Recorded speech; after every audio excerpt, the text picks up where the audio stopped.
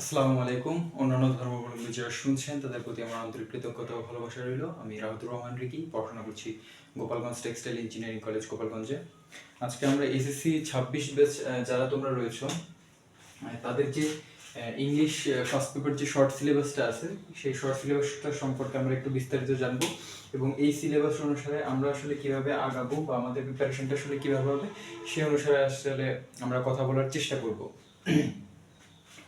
তো আমাদের English first পেপারে আসলে কি কি ইউনিট আছে, অর্থাৎ কোন কোন চ্যাপ্টার আছে এবং চ্যাপ্টার আন্ডারে যে যে লেসনগুলো আছে সেগুলো একটু আমরা জানার চেষ্টা করব। প্রথমত আমাদের আছে ইউনিট 1। ইউনিট 1 এর আছে লেসন 1 এবং 3। এরপর রয়েছে আমাদের ইউনিট 2। ইউনিট 2 তে আছে লেসন 1 থেকে 5 ইউনিট। এরপর রয়েছে ইউনিট 3। এরপর এটাতেও রয়েছে লেসন 1 থেকে 5। এরপর রয়েছে ইউনিট 6, এখানেও লেসন 1 থেকে 5 রয়েছে। এরপর রয়েছে ইউনিট 10, এখানে রয়েছে লেসন 1 থেকে 4। এরপর ইউনিট 11, এইখানে সবচেয়ে বেশি লেসন রয়েছে, এখানে সর্বমোট 11টা লেসন রয়েছে। এবং ইউনিট 3 রয়েছে, এখানে রয়েছে লেসন 1 to 3 এবং ইউনিট 16 রয়েছে। অর্থাৎ তোমাদের ইউনিট 1 থাকলে পারে বা ইউনিট 2 থাকলেও এখানে কিন্তু প্রত্যেকটা লেসন কিন্তু নেই, লেসনগুলো কিন্তু আলাদা আলাদা ভাগ করে তোমাদেরকে দেওয়া হয়েছে তোমাদের সুবিধার্থে। অর্থাৎ সিলেবাসটাকে কিন্তু আরো শর্ট করে বা ছোট করে দেওয়া হয়েছে। প্রত্যেকটা ইউনিটের প্রত্যেকটা লেসন কিন্তু এখানে দেয়নি। তো এখন আসি আমাদের আসলে যে 100, এটা তো আসলে 100 মার্কের পরীক্ষা হবে। তো 100 মার্কের আসলে ডিস্ট্রিবিউশনটা আসলে কিভাবে হবে, তো সেই মার্ক ডিস্ট্রিবিউশনটা আমরা একটু দেখব। তো প্রথমেই রয়েছে আমাদের এমসিকিউ আসবে। এরপর এই যে কোশ্চেন নাম্বার 1, 2 এবং 3, এখানে আসবে কি কি আসবে, এমসিকিউ আসবে 7টা, প্রত্যেকটাতে 1 মার্ক করে, টোটাল 7 মার্ক। এরপর রয়েছে তোমাদের আনসারিং কোশ্চেনের ক্ষেত্রে তোমাদের 5টা প্রশ্ন আসবে, 5টা প্রশ্ন লিখতে হবে, প্রত্যেকটা প্রশ্নের হচ্ছে 2 মার্ক করে, টোটাল এখানে রয়েছে 10 মার্ক। এবং এরপর রয়েছে গ্যাপ ফিলিং। এটা তোমাদের যে প্রথম যে প্যাসেজটা দেওয়া হবে সিন প্যাসেজ, সেই প্যাসেজ থেকে মূলত কোশ্চেন নাম্বার 1, 2 এবং 3 এর আনসার করতে হবে। এখানে 5টা শূন্যস্থান থাকবে, 5টা শূন্যস্থান তোমাকে 5টা শব্দ দ্বারা বা ওয়ার্ড দ্বারা তোমাকে পূরণ করে লিখতে হবে। তো এখানে এমসিকিউ তোমাকে 7 মার্ক, কোশ্চেন আনসারে 10 মার্ক এবং গ্যাপ ফিলিং এ 5 মার্ক, টোটাল এই যে 22 মার্ক রয়েছে। এই 22 মার্ক তোমার আসবে এই যে সিন প্যাসেজ থেকে।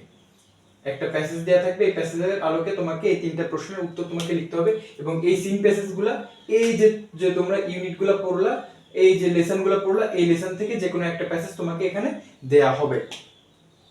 এরপর যেটা আসবে সেটা হচ্ছে ইনফরমেশন ট্রান্সফার, অর্থাৎ এবং আসবে কি সামারি। এই যে যে দুইটা কোশ্চেন নাম্বার 4 এবং কোশ্চেন নাম্বার 5, এই দুইটা জিনিসের যে 15 মার্ক রয়েছে, এই 15 মার্ক তোমাকে আসবে কোথা থেকে, আনসিন প্যাসেজ থেকে। অর্থাৎ এই প্যাসেজটা তোমাদের কারোরই জানা থাকবে না। এটা সাধারণত যে কোনো গুরুত্বপূর্ণ ব্যক্তি যেমন জয়নুল আবেদিন, এখন বর্তমানে যেমন ডক্টর মোহাম্মদ ইউনুস, এই টাইপের ব্যক্তিদের নিয়ে আসলে আসতে পারে। বা প্লে মারাদোনা, সাকিব আল হাসান, তামিম ইকবাল, এরকম যে কোনো খেলাধুলার ব্যক্তিত্বদের নিয়েও আসতে পারে। তো এখানে রয়েছে তোমাদের 15 মার্ক। এটা হচ্ছে তোমার আনসিন প্যাসেজ থেকে আসবে। একটা আসবে তোমার ইনফরমেশন ট্রান্সফার, সেটা হচ্ছে তোমাকে যে 5টা শূন্যস্থান ফাঁকা থাকবে, হয়তো বা 1 নাম্বার শূন্যস্থানে থাকতে পারে হয়তো বা সে জন্মগ্রহণ করেছিল কত সালে, তারপরে তার অ্যাক্টিভিটি কি, সে মারা গিয়েছিল কত সালে, বা তার জীবনে কি কাজকর্ম রয়েছে, বা তার অ্যাচিভমেন্টগুলো কি কি, এই টাইপের গ্যাপ ফিলিং গুলো থাকে আসলে। এরপর সামারি যে প্যাসেজটা আসবে, এই প্যাসেজটার আঙ্গিকে তোমাকে একটা সামারি লিখতে হবে।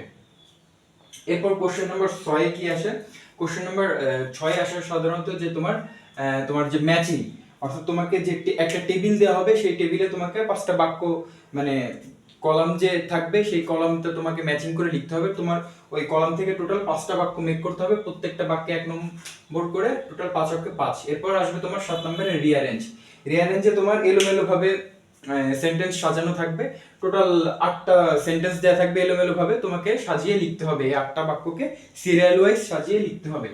এরপর দুইটা নতুন আইটেম এবছর যুক্ত হয়েছে, সেটা হচ্ছে 8 আর 9। এটা হচ্ছে তোমার আনসারিং কোশ্চেন পোয়েমস এবং আনসারিং কোশ্চেন স্টোরিজ। অর্থাৎ তোমার কবিতা থেকে টোটাল তোমার যে পাঠ্য বইয়ে যে কবিতাগুলো রয়েছে এবং গল্পগুলো রয়েছে, এখান থেকে তোমার প্রশ্ন করা হবে হচ্ছে তোমার 8টা, মানে তোমার কবিতা থেকে 8টা প্রশ্ন করা হবে এবং গল্পগুলো থেকে 8টা প্রশ্ন করা হবে। সেই 8টা প্রশ্ন থেকে তোমাকে 5টা প্রশ্নের উত্তর দিতে হবে, প্রত্যেকটা প্রশ্নের মার্ক আবার 2 মার্ক করে।